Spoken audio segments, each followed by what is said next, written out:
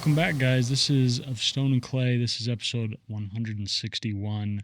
Cara Pinkston, welcome to the show. Thank you for having me. Yeah. Glad to be here. Yeah, I'm happy you made it. You know, me and Cara have talked about podcasting in some capacity for years. I remember when you were just starting. Yeah. It's been a long time. It has.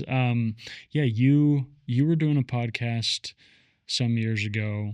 You did like 15, 20 episodes. And I remember, we were talking about it, but today it is happening.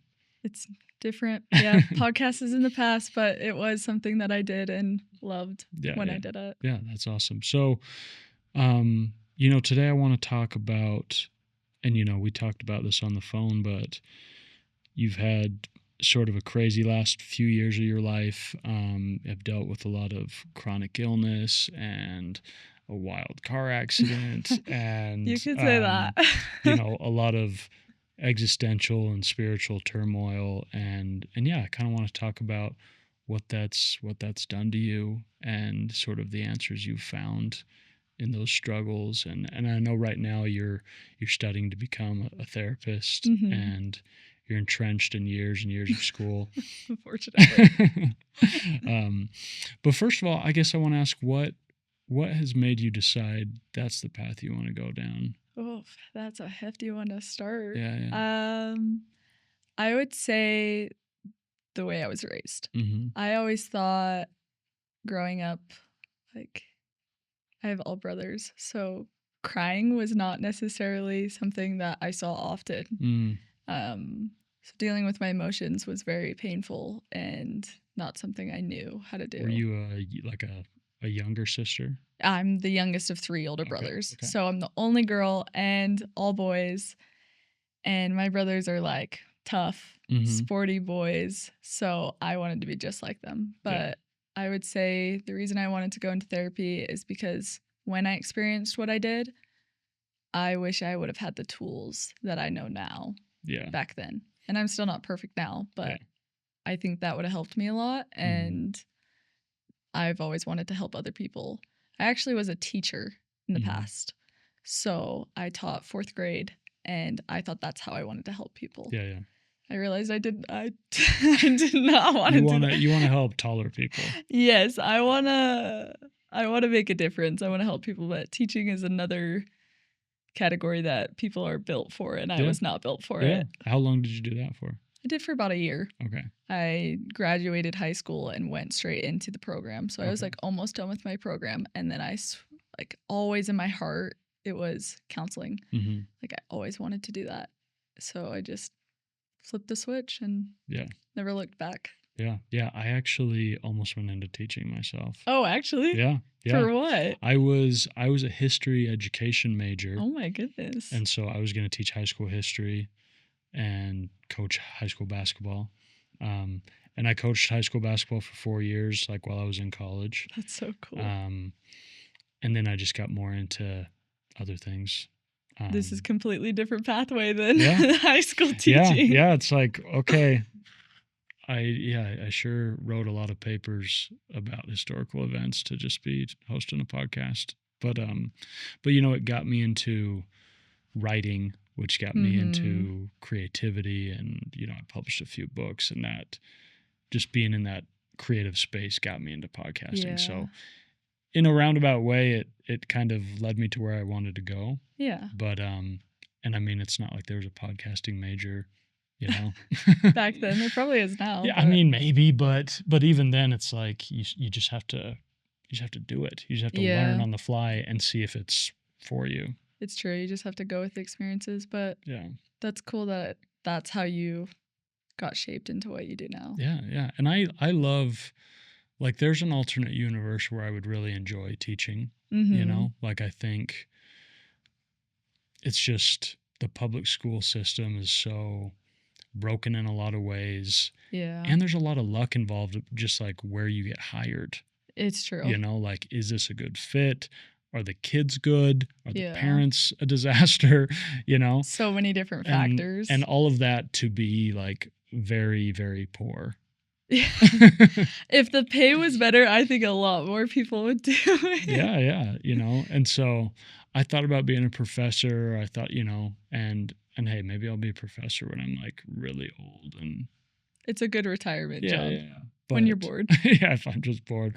But I think I'll be like 100 years old being like, hey, this is episode 6,000. That's crazy. That's so cool. Imagine that. Like your last episode, you die on air. Yeah. Hopefully at the end of the episode. Could be a good cliffhanger. I mean, either way, it's going viral. Exactly. So, yeah. Somebody will post it. Yeah. My team will take care of it.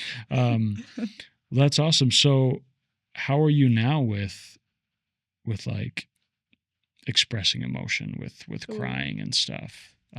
Were your parents emotional people? I would say my mom's an emotional person. Mm-hmm. My dad is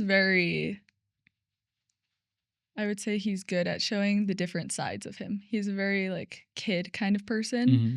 but he also can get serious or spiritual in like a matter of seconds. So I don't think that I lacked it. It's just like being raised with brothers, I just wanted to be tough. Right. So I thought it was weak. So you kind of suppressed it yourself. Yeah, I did it myself, not because of my parents. Sure. But I do think now I'm a little better at it. Mm-hmm. I would still say I struggle sometimes with like keeping it all piled up and mm-hmm. not trying to explode like a volcano. But most of the time I've learned that communicating will help me. So yeah, of course. When was the last time you cried? Oh, today. Okay, so it's not, it's not that suppressed. Today, yep, not that suppressed. No. What do you feel like are the main things that will trigger actual crying? Like are they just painful emotions? Is it stress? Is it frustration? Is it anything?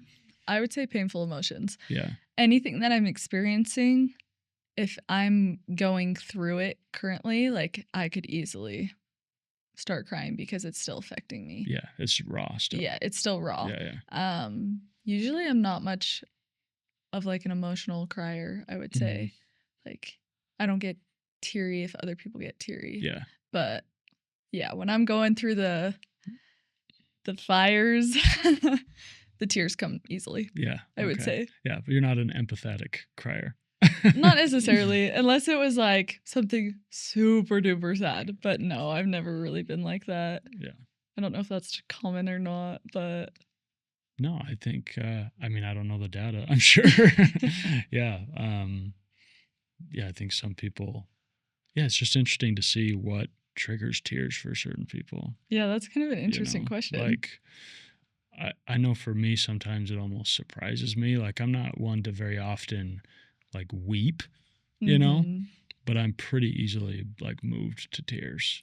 I could see a sentimental video on TikTok and I won't be, I won't be crying, but I'll be like eating my Little Caesars and I'm like, my Little Caesars. Wow, that was, like I get really affected in that way. I think that's a blessing. Yeah. Genuinely, I think being able to have the empathy and the sympathy to cry easily is something that our society makes look like it's weak, mm-hmm. when in fact it's so vulnerable and makes it better and easier to relate to. Yeah.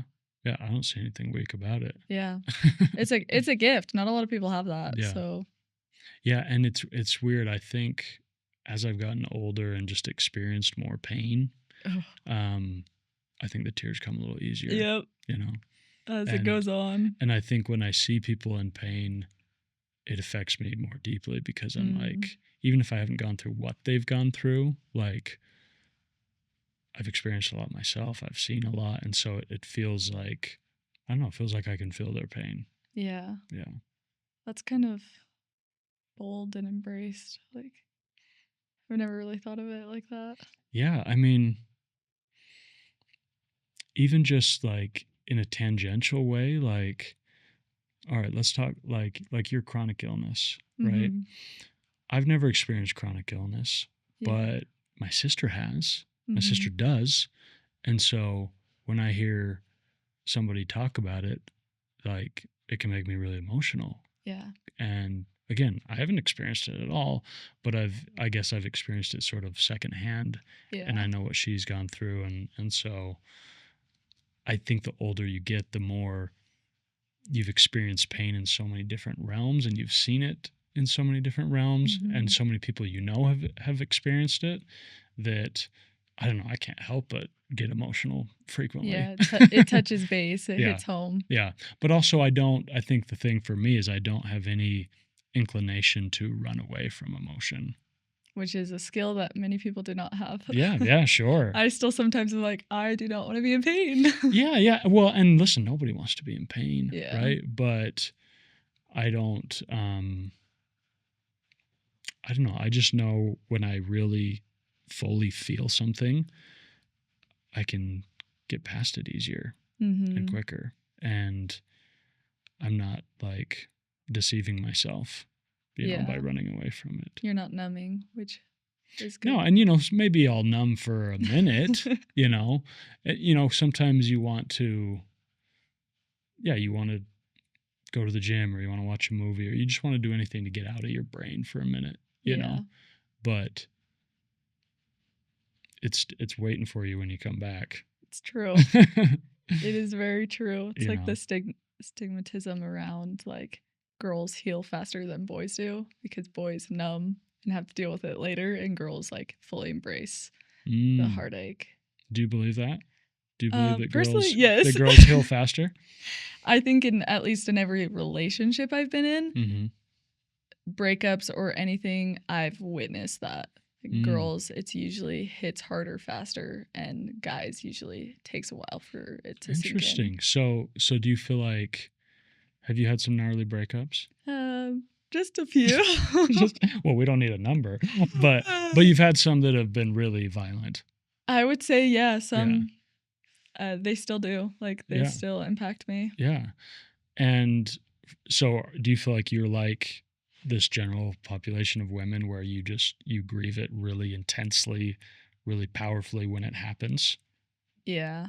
At least from all the women I know in my life, or me personally, I've seen girls embrace that, and they are in so much pain consistently for like 3 weeks, a month, and then they start to heal. Yeah. And that is when usually like the guy is starting to finally actually feel. And that's why you have the hard pattern of like, you don't think they care, or dealing with the no contact because you're fully feeling your feelings and that other person is not fully feeling their feelings. So has that sort of been the pattern with you? Like you like rage grieve for like a month, and then obviously you don't just get better, but you kind of get the bulk of it out of your system? Personally, I love very, very deeply. And as you should. As I should, yeah. I don't think I ever fully get over it. Like if I have looked at someone and been like, yeah, I'm in love with this person, I will always love them. Yeah. And that doesn't mean I won't move on or find someone else to fall in love with, but I think a piece of me never really fully heals. Yeah. If that makes sense. Makes all the sense in the world. I agree profoundly. Yeah. So for you, what does that grief process look like, let's say, in the course of a year? Oh. I would say it looks different every time. Yeah. I'd like to put like a process on it, but usually it's just like I take it day by day, step in front of step. Like some days I will be cloud 9, you know, I can conquer anything. An hour later, I'm like, whole world is ending type of thing. And I just think you just embrace it and have people around you. Yeah. Because when you push the people away is when it's too hard to bear. Yeah. Do you feel like there's a spot in your healing journey when it comes to like a broken heart where you feel like, okay, I know this is going to be with me forever in some capacity, right? But I know the worst is behind me. I know the biggest waves have hit me, and like I can kind of relax. I can kind of not be so fearful of the grief, and I can just kind of live my life and know that at times I'm going to be triggered. Yeah. I think, yes, I think everyone hits that point at some point, but I kind of think it's beautiful. Like there's, I don't know his name as an actor. It's the Spider-Man actor for Andrew number Garfield? 2. Yep. And Yeah, he yeah. talks about like how much of a privilege it is to actually miss someone. He's talking about his like grandma who had passed away, but I take that in the sense of grief or breakup as how beautiful is it that I love this person so much that it physically breaks my heart to not be with them anymore. Yeah. And that's something I'm trying to learn to embrace because the love that I felt was real. So there's nothing wrong with me missing them. Yeah. Yeah, it's a good thing. Yeah. It is a good thing. I mean, it's hard, but it is beautiful in its own way. I think that's a great reminder for people going through a breakup that is an opportunity to give yourself, to practice some self-love, is to say, okay, I am going through unimaginable anguish, but I should, right? Exactly. Like this is a good thing. This is a reminder that I loved someone deeply and they're not in my life anymore. So of course I'm going to be in pain, and I don't need to feel embarrassed or feel stupid or feel like I should be over this by now. Like I should be grateful that I have these feelings inside of me. Yeah. I think it is true. Those are the first thoughts you think when you're broken up or when you're experiencing that. Like I have a friend who she dated a guy for only a couple weeks, but it really impacted her. And I don't think that makes you stupid for how long or whatever it is. Like you have a heart and you used it, and that's why it hurts because you have that big heart. But I'm going to start saying that. I'm like, hey, I used my heart. This isn't my fault. This is yours. This is my heart. I have nothing to do with this. Yeah. My last relationship was only a few months, but it was like the worst breakup I'd ever experienced. Yeah. Would you say you're healed from it? I would agree. I would agree with what you said, right? I don't know. I guess I'm not concerned with being like, you know what? I am now 100% healed, right? It's more, I'm functional now, right? I can relate. I understand. And I think, if you had to like scan my heart and my brain, it would maybe say like, Taylor is now 93% healed, but let's say that 7% is sort of lingers with me forever, and maybe it becomes 2% or 1%, right? And that becomes just a beautiful memory, a fun thing to look back on. And when you find new love, it's easy to look back and be like, oh, like, yeah, that was sad that they're not in my life anymore, but there's not sadness attached to that yearning anymore. Yeah, that makes sense. So yeah, it's been long enough that by all definitions I should be way past it, right? Yeah. But I mean, even today, like a picture of me and her like cuddling like popped up on like my random widget of photos on my phone, and I wasn't particularly ready for that. Yeah. It's the little things where you're like, oh. Yeah. But the difference is, if that had happened, a year ago, it might have kind of spiraled me for the day, and today it's just a little prick in the heart. It's just a little like, oh gosh, we had something special and it's fully dead. Yeah. But yeah, it doesn't linger throughout the day and like cause me really deep pain anymore. Yeah. Yeah. It shows like you can heal somewhat. Yeah. Absolutely. You can heal essentially what feels like 100%, I think. It just it doesn't mean that you won't ever feel pain when you think about them again. Yeah. But you can I feel like you can fully turn around your life and have it not affect you in a negative way anymore.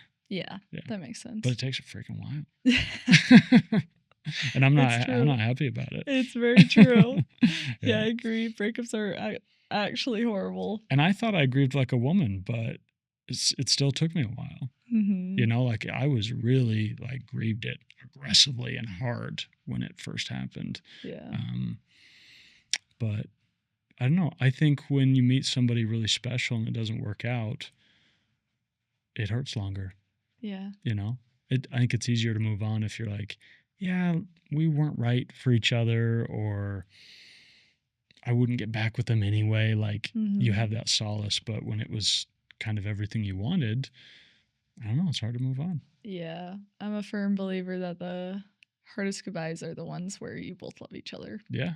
Like that hits different. Yeah. It's definitely harder. Yeah. I almost wish some of my exes would have, you know, like abused me or something. I wish there was more toxicity. There's a song like that. It's like, I wish he would have cheated or something. Yeah. Which is so horrible, but also makes sense. Yeah. Tell me about when your chronic illnesses started. Oh, I was 17. Just woke up randomly one day my senior year with a headache, and I didn't really think much of it. I've had headaches before, so I was just like, okay, whatever. Went to practice, and, you know, after a week, it hadn't gone away. And so I was like, oh, I should probably get this checked out. So I saw, like, the personal trainer, and she was like, oh, like, you probably have a migraine. Like, here, you need to take Excedrin and, like, drink a Coke or something. Yeah. And so had the Coke, had the Excedrin, and went to practice and passed out. And from there, just started my whole journey of trying to figure out what was wrong with me. And it's been, trying to count, it's been six years this fall. It will be. I've gone every single day with a headache, a migraine. I haven't remembered a day where I didn't wake up and I wasn't experiencing that pain. Yeah. So is it like a perpetual headache, or is it most of the time you have a bad headache? Like, are there moments of full respite? I would explain it like a scale. So I always have the headache. Even if I'm at the happiest or the lowest of my pain, it's still a 1. Yeah. It's always there. It's like another conscience to me. So it could go from a 1 to a 4 in an hour, and then a 4 to a 7 to a 6, and it changes throughout the day. Right. So not every day I'm not dying in pain, but like the days that are consistently higher, consistently worse. And what number would you consider like a full-blown migraine? Oh, I mean, it's hard because I'm pain scale. You're used to it. I'm used to it, so I'm just but symptomatically a migraine, right? Where it's more. Do you get like? Do you throw up? Do you get tunnel vision? Yeah, all of the above. Yeah. Usually, how they like diagnose a migraine is it happens for a longer period of time than like 3 days, if it's consistent, or for a certain amount of hours. I would say if you're experiencing anything from like a 6 and above, you probably have a migraine. Yeah. Especially if things like Advil or the normal things have not helped. Yeah. Then you're probably experiencing a migraine. For me, if I'm a 6 and above, honestly, 6 is pretty good. Yeah. But like, yeah, stars. I'll see stars, get dizzy. Brain fog is a big one for me. Yeah. Speech slurring. Lights affect them a lot. Lights don't really affect me. Sound. Good, because we have some serious lights. Lights actually don't affect me at all, which is so weird, because that's like the number one symptom is people want to lay in a dark room. And that's like, I don't need to do that. Okay, yeah. So everyone's different. Yeah. Migraines, there's like thousands of them. People think they're all the same. And they're very mysterious, aren't they? Like, I feel like doctors still don't know a ton about them. Basically, I think migraine is just a word on a category of things they don't know. It's the same thing with like autoimmune. They're like, I don't know why you experience this, but we're putting all the symptoms in one category and everyone else is experiencing those same symptoms. So let's put a name on them. Yeah, because even like the word headache, which we're all familiar with, it's not very medical. You're basically just saying my head hurts. Yeah. Right. Exactly. But it could hurt for a million different reasons. It's true.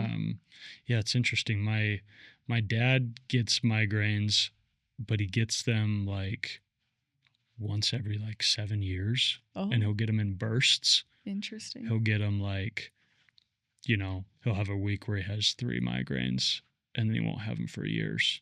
Yeah. Right. And it's funny. One time me and my dad were driving and he says when he gets migraines, his fingers start to go numb. Yep. Right. Tingling. And so it's funny. My dad has long hair like me. Right. Mm-hmm. And so we were driving and he's like, dude, I'm okay right now, but we might have to like pull over because like my fingers are starting to get numb. Right.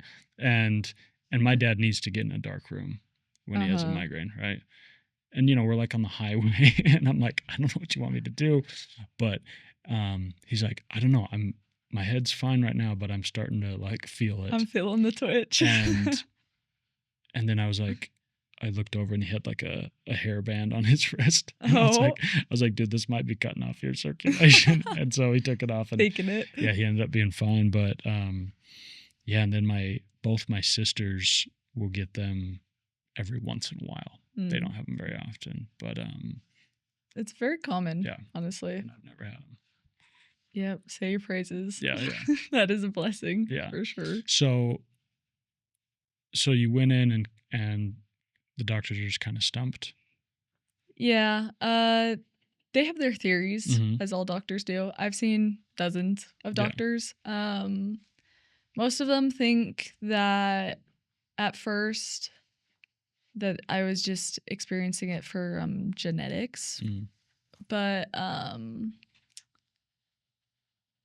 later on they found out that I have autoimmunes and they think that triggered the migraines, and I started getting the migraines right during COVID. Yeah. So they think I got COVID and COVID triggered the autoimmune. So bad timing.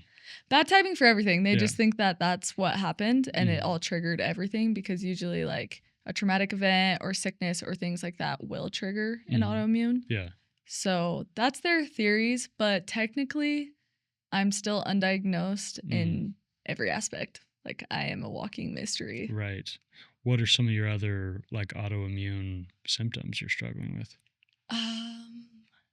I like really frail, weak bones. My bones are always aching. And I work out. I'm a big fitness person. So it's like a different kind of like tight in my fingers. I'll wake up and I have like soreness. So you don't handle being tackled very well? I mean, I bruise really easily. That's another symptom. Yeah. Bruise easily. My weight fluctuates. Like I could easily gain 20 pounds or I could easily lose 20 pounds. Really? Yeah. Heart palpitations. So like feelings of like having a heart attack or like, trying to think of all the things. Rashes is a big one. Yeah. Sensitivity to things, stomach issues, which I don't personally have a ton of, but that's usually a huge common autoimmune one. Growing up. Yeah. So just a lot of fun. A lot of just wonderful symptoms that are my life. Yeah. So like you said, now there's probably a lot of you that is just used to it and you've learned to live with it. Talk to me about when it first started happening, what that did to your mental health, because you probably, there's probably a lot of fear. You're probably like, am I dying? Do I have cancer? Right. Which I was told many times. Yeah. Because I've heard of people that are having chronic headaches and it turns out they have a tumor or something. Yeah. Right. So I'm sure it was really fearful. But as you started learning more and meeting with more doctors and experiencing more pain, like what did that do to your mental? My mental health declined rapidly. Yeah. It's funny because at first it was like before I thought anything was actually wrong, I made a horrible joke that I had a brain tumor. So every day I went to practice, my like coaches and everybody would be like, how's the brain tumor today? Right. Which is so awful. Yeah. But as time went on, it basically broke me. Yeah. It made me feel like I was not whole as a person because I was experiencing those things and nobody could figure it out. So it just continued to break me. And my mental health became like, am I gonna survive today? Yeah. Am I going to want to survive today? Like, it's hard to wake up every day when you're like, oh yay, tomorrow I get to be in more pain. Yeah. So and there's the unpredictability of, I'm sure I'll feel like crap, but is it going to be like horrible tomorrow? Yeah. Right? Is it going to like take me out? Well, also just the people around you, you start to notice who it affects. And I think that was one of the hardest things for me. I was dating my first boyfriend at the time in high school when I started getting them. And it took a toll on like me and probably him. Yeah. Because like, how do you feel loved when you don't even know what's wrong with yourself? Like, how do you feel like yourself and explain that to someone when they're not experiencing what you're experiencing? Yeah. So I do think it got worse as time went on. Yeah. But watching the people in my life it impacted was also something that made my mental health worse. Yeah. What did it do to your friendships? I lost a lot of friends, not due to my illnesses, but I would say due to my reaction to my illnesses. Were you just from self-isolation? Yeah, pushing people away, anger, negativity type of thing. I think I didn't, like my brothers say, I was very awful to be around at that age because I was just so miserable. Yeah. I didn't care. I thought my life was worse than everyone else's, and I just pushed everyone away. Well, what an awful time to start like feeling these things when you're 17, you know? Yeah, you're telling me. Yeah. It was a great choice by God. He was like, oh, perfect timing. Because you could have been awful without the chronic illness. Exactly, which I was too. So yeah. A lot of things play different factors, you know? When you're that age, it's hard. You're learning to love yourself. Like, a lot of people don't love themselves when they're 16. Yeah. So it was just another factor that played a role in my life. Talk to me about your car accident.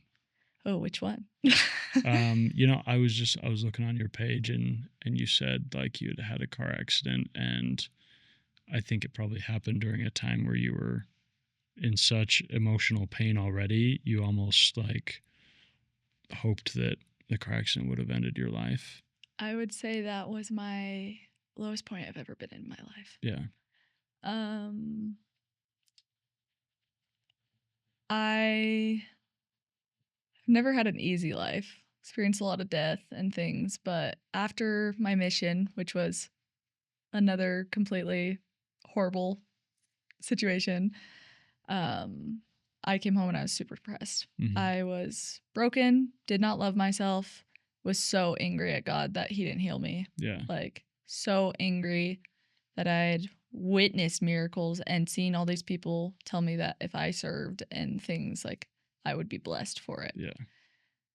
And I just fell into like a hole. I was so miserable. Like, I had convinced myself that I was happy. And I remember every day I would wake up and I just didn't want to get out of bed. Like, genuinely, I was sick of being sick. Like, I just wanted to die. But my brother's best friend committed suicide when I was young, when he was in high school, when he was 16. Yeah. And I saw how that impacted his life. And I promised myself I would never do that, no matter how hard, because I did not want to see him or anyone else go through that. Yeah. So as much as I wanted to like die in a sense, I knew I couldn't. So I was coming home from the gym one day and I had a car on, University Parkway in Orem, probably the scariest, worst road, but car had like cut me off, but the light had turned green, and I Mhm. was getting over to get in the right lane, but I was going full speed. Yeah. And they brake checked me, so I hit them full Mhm. speed. I remember like turning and seeing that I was hitting the car, and I like closed my eyes, and I genuinely, like, I don't know if I said it out loud or in my head, but I genuinely was just like, thank you. Like, thank you. Finally. Yeah. Like, I'm free. Like, I was so relieved. I was like, yes, this is it. This is the end. And I didn't die. Yeah. And so it was really difficult for me because like I just got in a car crash and I quite literally did not want to be there. I was like, no, this was supposed to be how I died. Like, why would you put me through more pain? Like, not only am I survived, like now I just broke all my ribs and I have a concussion and I have no car. Yeah. Like, why do you want me to live? I was so angry. Yeah. That night at the hospital, like I went home, my best friend took me home, and I looked at her, and I had never told anyone like I wanted to die or that I was ever suicidal or anything. And I looked at her and I was like, there was a moment when I hit that car that I thought I was gonna die. She was like, it's okay, you're here. Like I was like, no, I wanted to die. Yeah. And that's when I hit my low point. I was like, I can't get much worse than wanting to die from a car accident. Right. So I was like, something's got to change. Like, she looked at me and she was like, this can't be how you live. Yeah. You're not living. And it like flipped a switch in me. Yeah, it was still hard, but it was like what I needed to realize that the way I was living was not functionable. Yeah. Yeah. So how did you turn it around? A lot of boys. Just kidding. Shout out to the boys. Shout out to the boys. I would say like a little dating phase where I tried to get validation from men. Yeah. And it worked. No, it did not work. It broke me more. Right. It worked like for a second at a time. Yeah, like fake validation. Yeah. But I realized like I wanted to be the reason I would get out of bed in the morning. Yeah. Instead of being like, oh, I get out of bed in the mornings because my mom wants me to live or because like God wants me to live, And I was still not on talking terms with God. Yeah. And so I started praying again. And honestly, like my prayers were probably very rude. Yeah.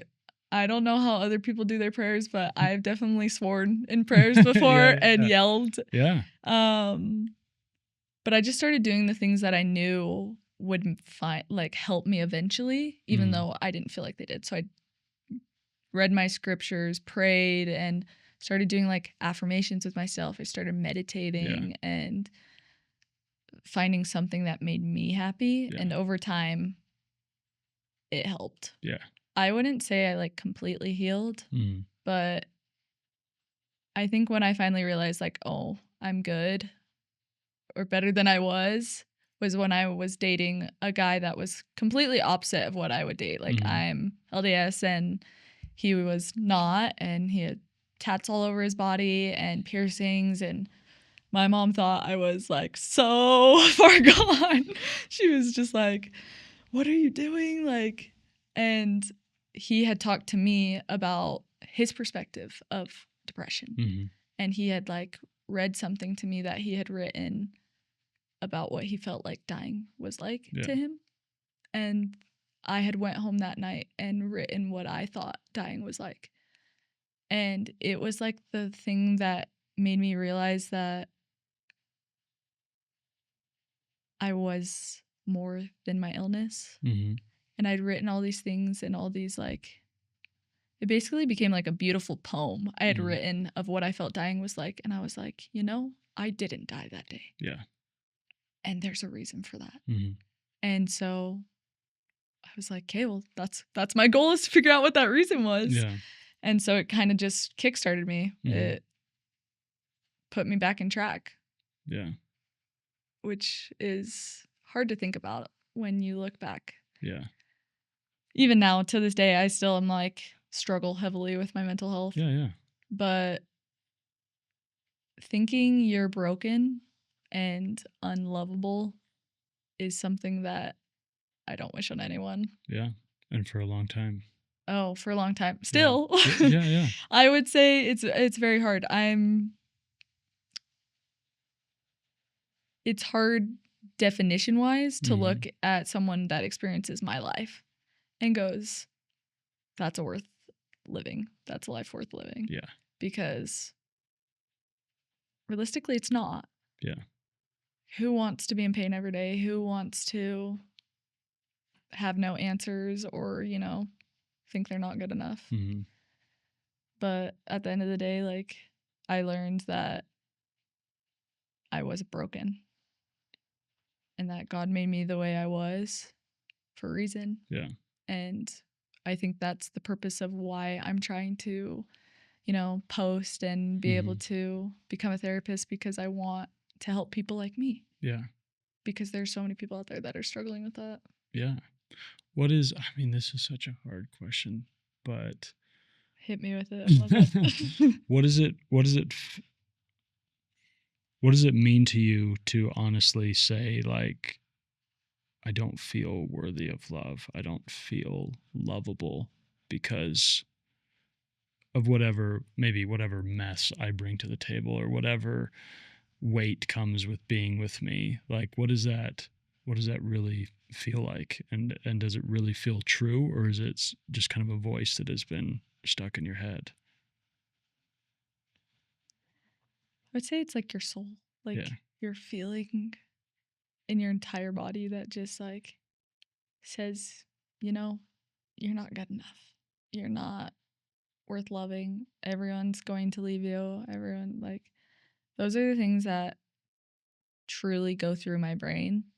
And instead of me being like, oh yeah, that isn't true, which I do now because I'm aware of those thought errors, that's not true. Yeah. But when I'm in that spiral, or I'm in the depths of those thoughts, it feels like a full storm. Yeah. Like, I recently had one of my brothers, because the last month of my life, I would say, has probably been one of the worst months of my life.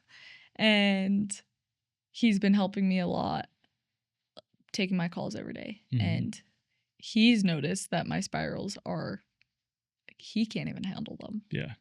And he was on a walk one day, and he was like going up the hills in Lehigh, the Traverse Mountain, and it was full winds, raining, snowing, all of the above, and he could not see in front of him. He could barely, like, he was getting knocked over. And he told me that he had like an experience where he felt like God told him, this is what it is like when Cara is in those spirals. This is what it's like. Yeah. To me, that was so comforting, because I'm like, oh, God knows what it's like when I'm experiencing that. Because to explain to someone that doesn't deal with mental health, or even just not feeling enough, it's hard to explain what it feels like in that moment. Yeah. But as you probably know, and you work with so many people, that's what dealing with it is, getting out of it and being able to see and deal with it when you're in it. Which is very harder said than done. Yeah. I say that, but I'm like, oh, I spiraled 2 hours ago. So. Yeah. So it's fine. But you have the tools now to not spiral for days, maybe. I would say my spirals are shorter. Yeah. And more of less hopeless. Yeah. I definitely have had crazy experiences or things throughout my life where I'm like, as much as I tell myself I'm alone, I know I'm not. Yeah. And I never will be. Yeah. And that's something that I'm like, that gives me a little hope and comfort. Yeah. But it's still hard. Yeah. Can I ask you an equally hard question on the other side of the spectrum? I love it. What do you think you love the most about yourself? Oh. Maybe, something that has nothing to do with your accomplishments or what you've done, but just who you are and what you love about that. Probably how much I care. I mean, it's in your name. Yep, Cara. Care a lot about you. I care more about others than myself. And I think a lot of people see that as a negative thing. Like, oh, you put others before your own self-worth. But I see it as a positive thing because I see it as I am being completely selfless. Yeah. Like, I'm not being selfish at all because I'm serving others and making their needs important because that comes first. Yeah. And like, in a way, I feel like I'm being like Christ because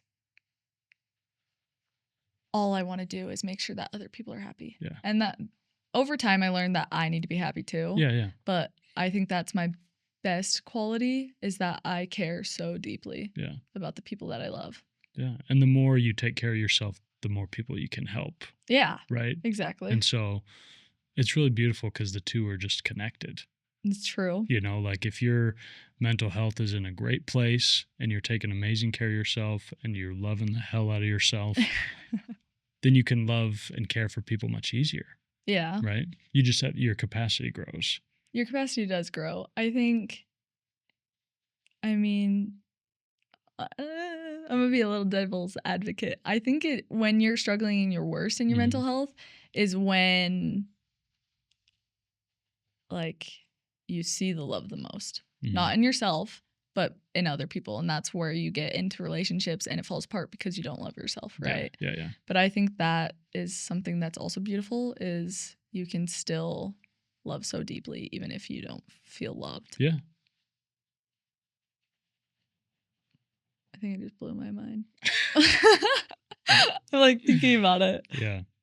Yeah, it's true. And, you know, I think what it does do along the way is it makes you an extremely empathetic person, which is an invaluable skill or trait to have, you know, because everyone needs empathy. You know, everyone is going through crap. And so when you can access that really easily, it's kind of a superpower, I think. Yeah, it is a superpower. And then the other thing is when you've been through so much crap, the beautiful thing is, and you've overcome so much crap, you know, like, hey, I'm a strong person. Yeah. Like, and it gives you like respect for yourself and love for yourself because you're like, I've been through hell already, right? So no, literally, I don't welcome it, but I know I'll be okay now. Yeah, because I've sort of scaled this mountain before. Yeah. You know, what is your relationship with the concept of hope? Ooh, good and bad. I would say. What about today? Oh, today not so well. Don't ask me tomorrow. Okay, we'll check in. We'll do it. We'll do part 2 tomorrow. I'm currently going through a breakup as of a week ago. Yeah. So my hope is a little all over the place. Yeah. But I would say my relationship with hope is that even when I don't think it's there, it's always there. And to be able to have that even though anyone else doesn't is what brings me comfort, because no matter how much people look at my life or my illnesses or even in a relationship, like, I can still have hope that I will be healed and I will, like, have greater things coming, because that's all I can do. Yeah. Like, what's so wrong with me being Delulu? Yeah. Like, I'm gonna get everything that I want, and even when it looks like hope is not there, yeah, you just gotta look a little deeper. Yeah, I love that.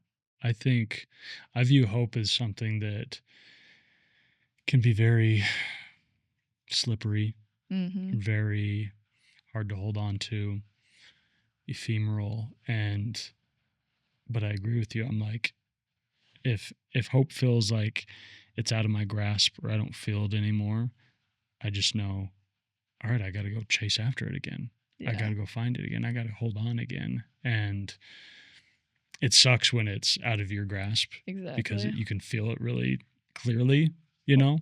It's hard when you don't have the control. Yeah, you feel like, okay, I had this a week ago, I had it yesterday or whatever, and now it's just gone, poof. Yeah. And when you're sort of in that hopeless state, it can really easily lead to despair and despondency and depression and all these dark things we're familiar with, right? But if you view it more as like, okay, hope is this wily little thing that escaped me, I'm going to go find it quick. Yeah. I'm going to go chase it down. And like you said, maybe that's delusional, but hope to me is not a quantifiable, like tangible thing. Yeah. So I'm the one that can decide exactly when I get it back. You're literally quite blind faith. Like, yeah, you're believing in something you can't see. Mm-hmm. And the only reason we lose hope is because worldly or other people or our mind Mm-hmm. convince us that hope is gone. Yeah. And that's all we have to hold on to. Like, Mm-hmm. we just have to hold on to it. Yeah. You get what I call bad brain. Exactly. Yeah. When you're searching for hope and it's kind of slipped through your fingers, do you have anything you do to look for it? Do you have ways of being like, you know what, maybe this has nothing to do with it, but I'm going to take this as a sign of hope. I'm going to take this as like little coincidences where you're like, oh. yeah, or just anything. How do I look for it? Yeah. I would say writing it out. Mm-hmm. I will just, my notes app loves me. Mm-hmm. Anything that I want, or I'm just like, this isn't going to happen, I'll plain and simple be like, okay, what's reality? What's hope? What's not, you know? But everything I say, what if, like, oh, what if it goes bad? What if I never get married? What if I never am happy? Okay, why can't I think the opposite? Yeah. If I'm going to believe every awful what if, I can believe every amazing what if. Yeah. So I counter it. Yeah. That's, I think, how, like, you regain the hope, because you really see, like, oh, anything is actually possible. And it could take just but a moment for everything to switch. Yeah. Well, yeah, because we're so much more impacted by negative emotion. Oh, yeah. Right? Your thoughts are like 95, I think it's 95% of your thoughts are negative thoughts, and they're reoccurring every day. Yeah. That's such a bad percentage. So bad. That's but horrible. That's what we hold on to. And you only have that, like, what, 10% of positive thoughts, but you only focus on the negative. Yeah. And I think that's why it's hard when you do experience good things, or you have that little hope, because you convince yourself that it's not hope.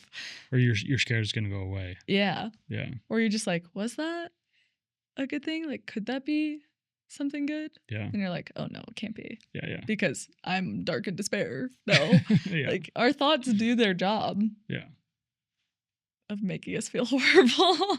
Fortunately. Yeah. They just, they can be so intrusive and have really no, like, zero truth in them. What would you say is your worst thought or lack of hope? Gosh, this is one I flirt with a lot. And it's like it feels like a battle between my heart and my mind and my soul and logic and emotion. It's all these things, right? It's like,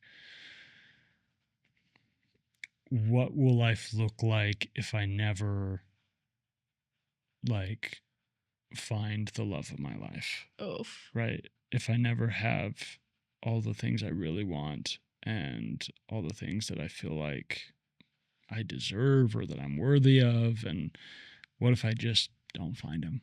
What if it's not for me? Yeah. What if my purpose on life is something else? And I've had to grapple with that question a lot. And I think, because at the end of the day, if you pin me down, I do think I will find those things, right? But I also want to live in a space where if I don't, I can still find joy and purpose in life. And that all my meaning is not predicated on a couple things that are outside of my control. Yeah. You know, which is hard. I agree. I think that's my biggest fear. Yeah. Is I don't think I'll ever get the happy ending. Yeah. Not that I won't be happy, but the fairy tale the big ending. The capital H happy ending. Exactly. Like the marriage, the person you want to spend your life with forever, the kids, everything.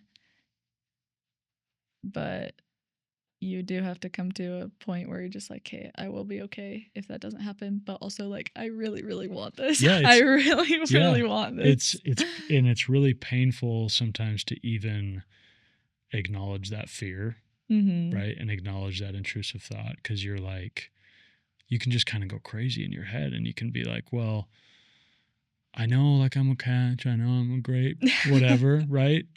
Even though you know a lot of great things about yourself and you've been told them by others, and maybe they even resonate with you and feel true, you also know all the negative things about you. Yeah. And more so probably than the positive, because you've fixated on it so much. Or just the experiences you experience. Yeah, you're like, okay, nothing in my life has gone my way. has shown me that this is where I'm headed. That's literally what I told my mom yesterday.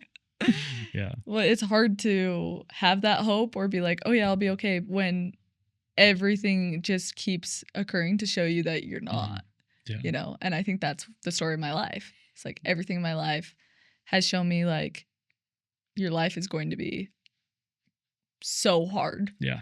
Or just sufferable. Yeah. You don't get what you want. Yeah.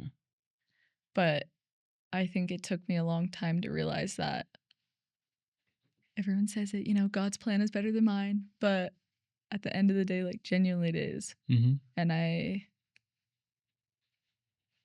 have to trust that, because it's out of my control. Yeah. At the end of the day, like, I actually can't control if they walk away, or, if they stay, or if they get hit by a bus tomorrow, Yeah. Yeah. Sometimes it feels like I'm interviewing for jobs constantly and I'm getting rejected all the time, but I've also never had a job. Right.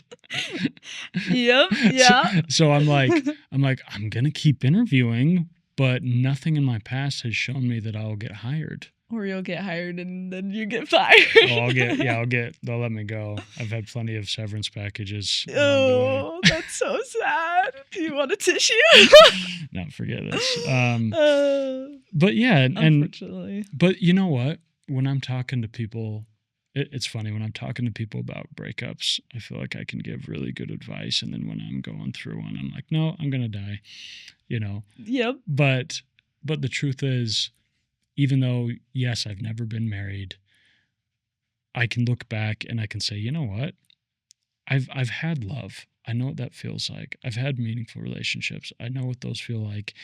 And I've had them quite easily, meaning that person loved me back. That person cared about me. That person took care of me. That person was there. The reasons it disintegrated are almost irrelevant, because I've experienced it. I know it's possible. I know it's out there. And the other thing to remember is I can say whatever I want about myself, but I was 50% of that love and that relationship and that goodness. Yeah. And so if it feels unduplicatable, I think when it feels like that, it's because we're looking for the 100%. We're looking for, well, I need to find this amazing person that exists that makes my life full. But in reality, it's like, no, I already come with 50%. Yeah. And I just need to find another 50%. Yeah. But when you're really hurting from a breakup, it's like, I always tell people, no wonder you're in absolute shambles, because I think you're grieving like 4 separate things at once. You quite literally are like grieving death, your best friend, everything, yourself. Yeah. You're grieving the future. Yep. And so it's it's this tornado of grief. And so you think it's easier or harder to heal from that if you let go or have hope?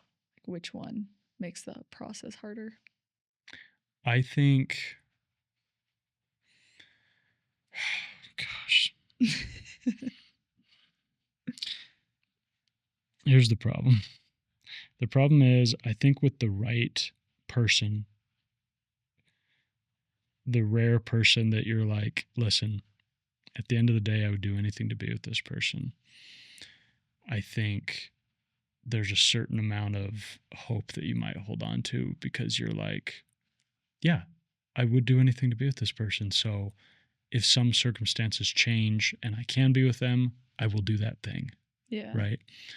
But on the flip side, I also think holding on to that is what makes it nearly impossible to get over somebody and to move forward. Yeah. Right. And so I always talk about what I call the misnomer of closure. And to me, I think sometimes we hold on to hope and we hold on to, if I can just get a little bit more closure, I'll feel better and I can then move on. Mm-hmm. Right. But I'm like, I don't think that's true. I think you're just hurt and it's going to take some time. And no matter, and even if they came back and said, hey, these are the precise exact reasons why I don't want to be with you, it might even hurt more. Mm-hmm. Right. And it might tie some bows in our head. It might answer some questions, but I ultimately think we're still grieving those same things. Yeah. We're grieving the loss of the person. We're grieving the loss of the relationship, the loss of the future, the loss of ourselves. And so I try not to get too caught up in searching for closure, you know? But like I said, the hard part is I don't want to hold on to hope. What I want to do, the analogy I like is I want to, when a relationship is over, I want to shut the door on the relationship. But if it's still somebody that I love and that if things changed, I would take back for whatever reason, okay, I won't lock the door, you know? That's a good analogy. And I'll, if they come back into my life, they have the right to knock on my door. Yeah. Right. And depending on what I'm going through, I can let them back in, but they don't have the right to just barge through. Right. Yeah. And maybe by the time they come knocking, I'll be like, sorry, like no solicitors. Yeah. I mean, I agree. What would you say for people that, I don't know how to word this.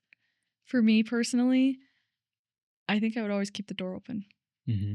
Just because when I love someone, I love them so deeply that in my mind, when you love someone, you fight. Yeah. Because if you don't fight for them, like, what was your love? Yeah.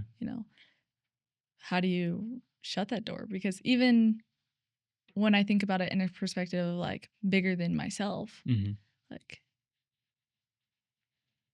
I wouldn't say that my parents have ever shut the door on me or like God has never shut that door on me, but there's plenty of times where I've shut it on him. Yeah. So like, is it so horrible that I leave my door open? Yeah, I don't think it's horrible. I just think you have to ask yourself, is keeping this door open causing me more pain than is necessary, right? I guess that's true. Yeah. Because I also personally, I don't want to fight for somebody that doesn't want to be fought for, right? And I'm willing to do that fight, right? If that's what it takes, but I really don't want to convince somebody to be with me. That's not the kind of fight I want to do, right? Yeah. If I need to wait, if I need to improve, if I need to change, if I need to whatever, I'm willing to do anything. But if the fight is trying to convince them that I'm a great option, that doesn't feel right. I want to be with somebody that would rather die than lose me, And so I think most people, when they go through a breakup and they're in tremendous pain, especially if they are the person that was broken up with, like, yeah, they want the door open, because they want to be like, see, like, you can come back whenever you want. Yeah. Can't you see the door? It's wide open, right? I just think at a certain point, it's impossible to move forward with that door fully open. Yeah. But like I said, I think you can say, listen, I'm shutting the door, but you know where my house is, you know? But hope I don't move I've got, before you figure it out. Oh, you'll figure it out. Trust me. But yeah, I can't, with that door open, I'm not living a full life. I just have one leg out, and I'm just desperately hoping that somebody comes back, and you just have no control over that. You know, I want to control the controllables of my life. Yeah. And ultimately, I also believe if we're meant to be together, I don't need to waste time like hoping they come back and hoping they change their mind and hoping something changes, because it'll either happen or it won't. Yeah. And no amount of hoping will change that. Mm-hmm. You know, does that make sense? Yeah, that makes sense. Yeah. What would you say to someone that doesn't believe in like a greater power, God, universe, or whatever? Like, what would you say to them for them to have hope or to be able to like lose that control? Because I think that's a lot of what like has helped me, is that I could be like, oh God, it's in your hands, like take it. Yeah. I mean, listen, I would struggle to know, like, for my own self, how to act if I didn't believe in some higher power. If I didn't believe in some greater purpose. But I think most people do at the end of the day. A lot of them just don't know how to define it or don't want it to fit inside of a box, and that's okay.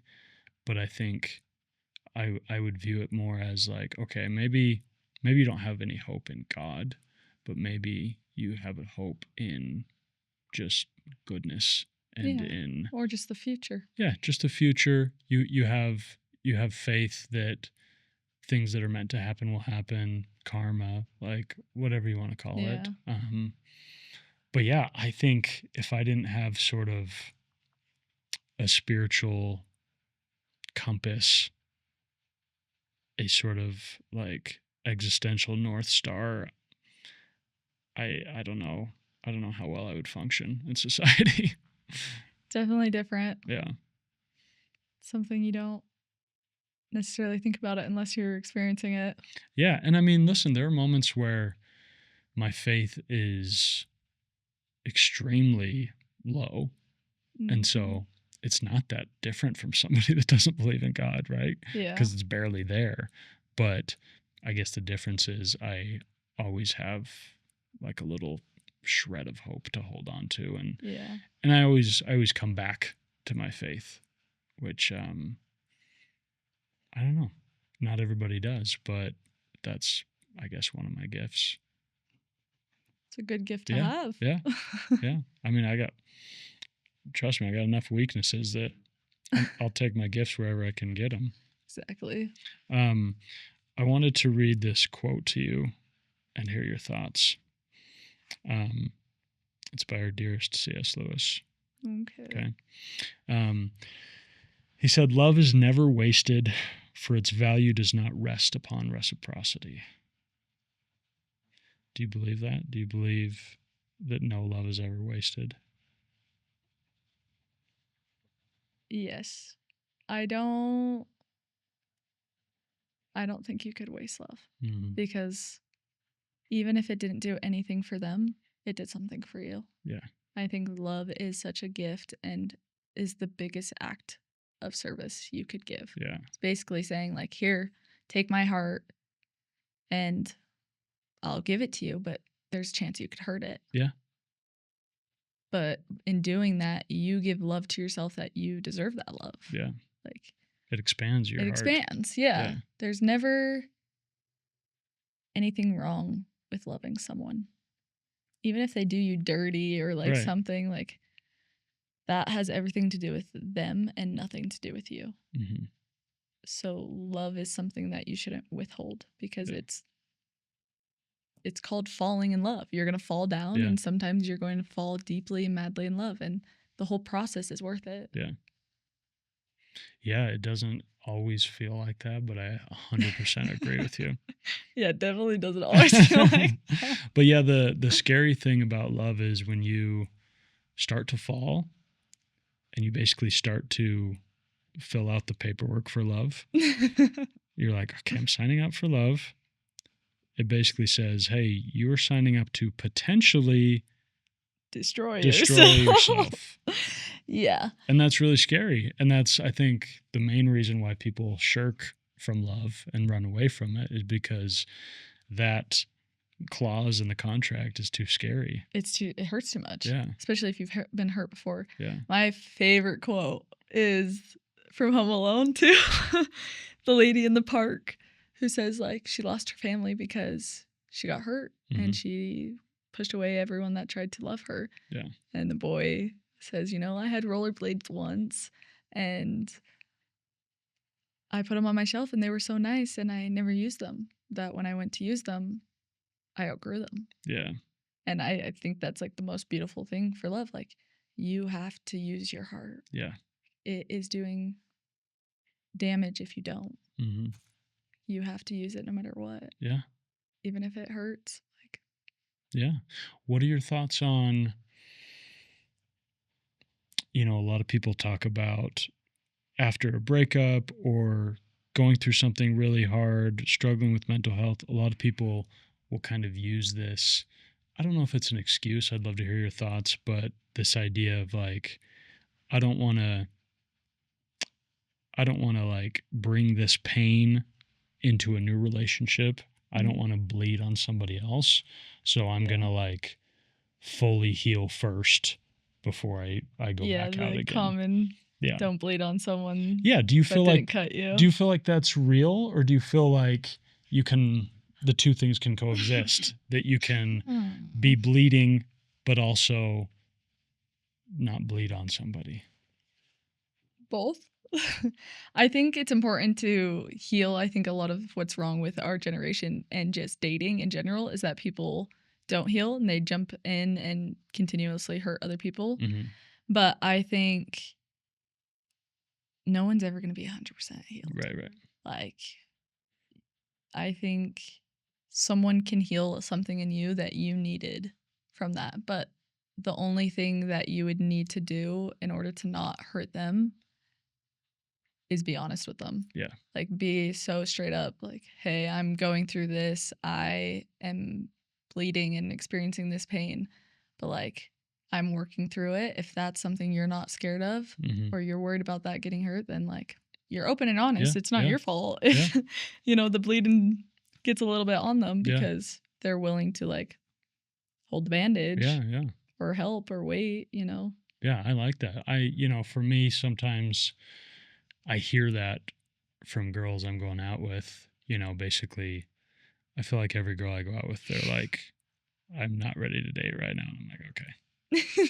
That's right. Because no one's ready. Nobody wants to date anymore. Right. Maybe it's probably just me. Nobody wants to date me. But no. But it's like I want to communicate that I expect a person, if they're coming into my life, I expect there to be a mess.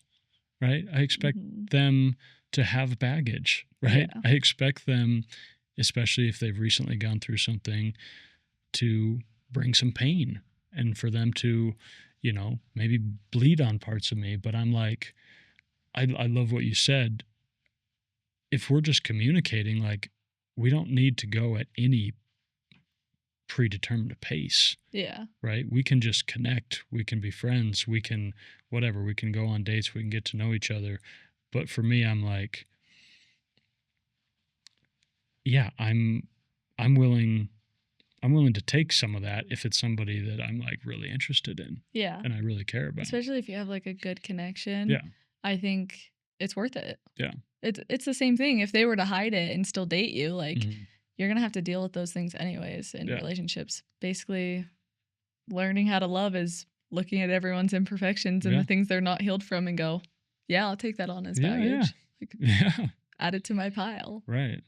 And the people that walk away and the people that don't want to deal with that is because they can't deal with it. Yeah. That's honestly what it comes down to when you love someone is just like, are we going to hold this together and Yeah. heal together, or are we going to, go our separate ways Yeah. with our personal baggage? Yeah, 100%. We've touched on it a little bit, but as, these past, whatever, 6 or 7 years since you've had the chronic illness, some really fun car accidents, some struggles with mental health, some relational issues. What has been the way that you've leaned on God? Even, I really like what you said earlier, that sometimes your prayers have been really abrasive, right? Mm-hmm. They've been full of like anger and even profanity, and just you've wrestled with God. Yeah. What does that looked like for you?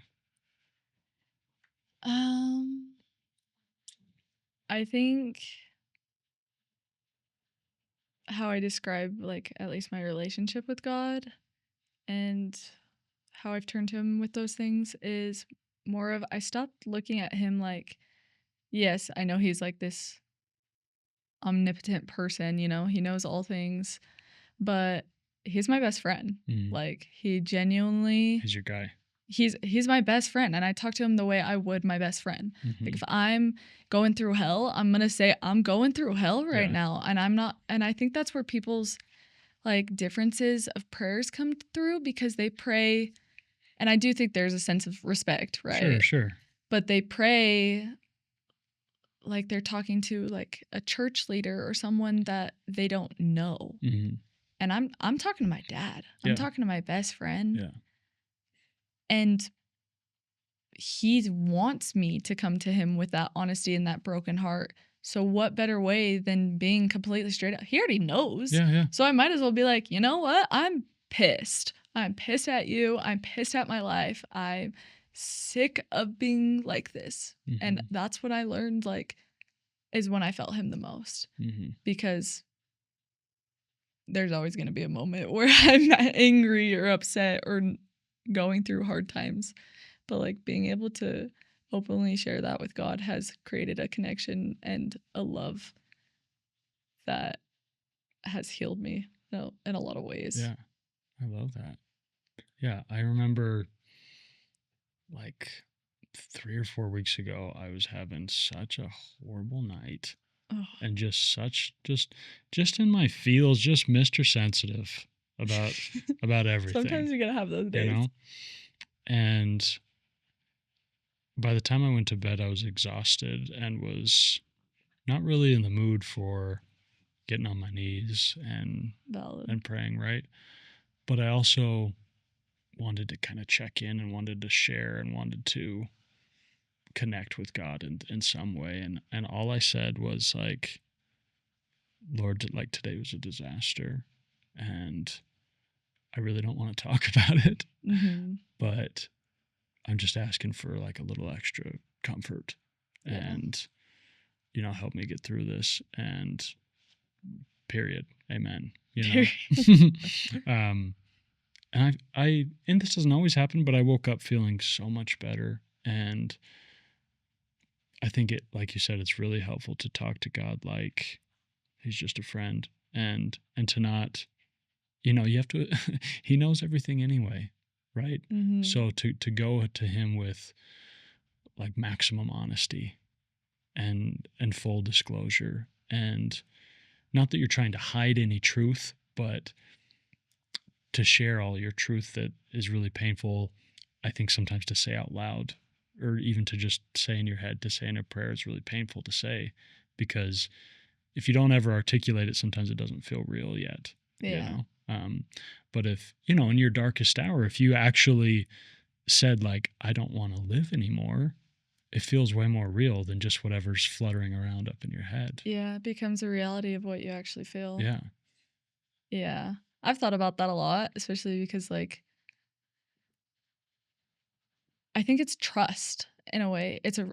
It's also a relationship, and everyone always talks about like, God loves you so much. God loves, like, do you ever talk about how much you love God? Like, how much do you love him to look at him and be like, this is me being completely honest. This is me telling you the things I don't want to hear, the things you don't want to hear. Like, this probably hurts you too to hear. Like, you don't want to see me suffering. But that trust goes both ways. Yeah. And it's like, you have to build that relationship. Like, I think about people that probably, like, even like Muhammad Ali, or like people that were like known for their positive mindsets and spiritualness. They probably had that relationship and built it with whatever was their other person, right? For us, it's God. Yeah. But you have to build that relationship or it withers. Yeah. And we don't want that. Yeah, we sure don't. Because it's better when it's not withered. Yeah. Yeah. I truly don't know how people do it without having something to believe in, because on my days that I look at him and I'm praying and I'm just like, it is too much to bear. Yeah. Like, I know that he's bearing it. Yeah. With me. So it makes it a little less painful. Yeah. Yeah. Yeah. And I almost, with people in my life that I know don't believe in God, I almost have to take my hat off to them and say, like, dang, how'd you do it? Yeah. Like, you're probably stronger than me. I don't know. Yeah. I don't know how well I would exist in a world where I didn't believe in something higher than myself, Yeah. But also, are they really like happy? I don't know. I think about the analogy of like, I'm such a visual person. There's a movie where like a son goes and visits his mother in a like nursing home, and she has dementia. And he talks to her and he's just like, I am successful. I am like a millionaire, all these things he names that he's happy with, that he has. And he's like, and I'm not faithful. I don't believe in God. He's like, you believed all your life, and look what it got you. Like, you can't even remember. You can't even fend for yourself. Like, this is what your spiritualness led you to. And she has dementia, so she has no clue who he is or whatever. But she like goes straight for a second, and she is like, sometimes prison is nice. Like, Satan makes life look happy and comfortable, and you're in a prison cell and the door's open, but it's so nice and comfy inside that you don't want to leave it. So you don't walk out the door because it's so nice and comfy. But then it gets to that day where that door will close. Yeah. And you'll realize, you could have walked out. And it like completely changed my perspective of like believing in God or anything like that, because sometimes the people that are most happiest are in that comfortability. Like, being uncomfortable and being in pain is how we grow. Yeah. And you need it. Yeah. It's kind of crazy. Yeah. What do you think about it? Yeah, I think it's really complicated, right? I think like in my own life, I view like a wife and children, right? I view that as sort of the things that will coalesce with my belief in God and my career, and it will coalesce and give me like maximum joy and maximum purpose, right? But you strip away a couple of those things, I still have joy, I still have purpose, right? It's just there's not a fullness to it, maybe. Yeah. Right? And so I think there are plenty of people out there that don't believe in God that I think have deep, really meaningful joy and purpose in their life. Yeah. I just happen to think personally that to get higher, if you added some God, right, it would expand their joy. Yeah. Right? That makes sense. But yeah, there's probably lots of things in my life that if I did would expand my joy. Probably. You know? There's a lot of things if you think about the what ifs, but you can't focus on all the things we don't have. Not too much. Okay, to close out, you hosted a podcast years ago. You've been in front of the mic. If you could ask me one last question if you were the interviewer, what would you ask me?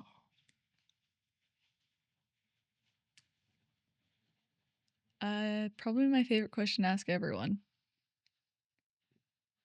What's your biggest regret in life? Mm-hmm. And if you could change it or help someone else that might be experiencing that, like, what would your advice be?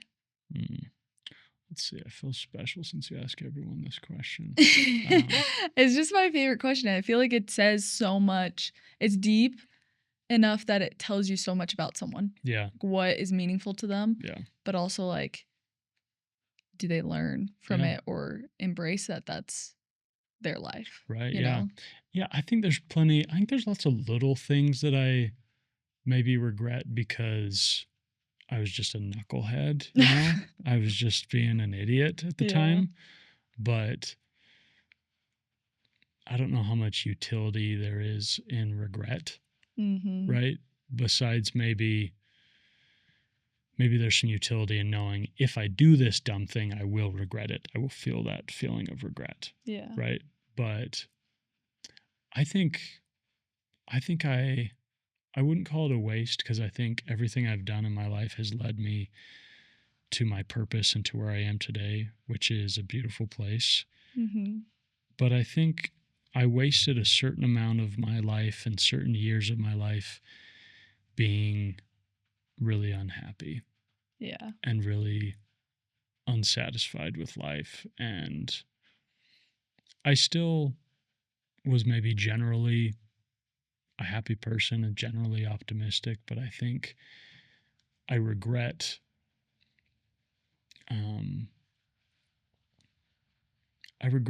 holding on to negativity. I think you can't avoid pain in life. You can't avoid certain amounts of sadness and you're going to make so many mistakes, so you can't really avoid regret either. But if I can regret anything, it would be days I spent being needlessly unhappy when I could have like just been grateful for whatever situation I was in. Yeah. And listen, it took me a lot of years to figure that out, I think. I think now I'm much better at being okay with not being okay. And my favorite line. Really? And existing within joy and within sadness and within hope and within despair and simultaneously being like, yeah, that's life. Yeah. And I'm okay, and I'm not sad that I'm sad. Yeah. Right? Sad is just an emotion that hits me sometimes. Just like joy, I'm not always joyous, but when it comes, I'm grateful and I try to hold on to it as long as I can, and it often slips out of my dumb little fingers, but then I try to get it back again. And so, I regret saying no to things. I regret feeling sorry for myself. I regret sulking in my own misery. Instead of alchemizing it and saying, okay, how can I use this to help other people? How can I use this to turn my life around and improve and make a difference? And,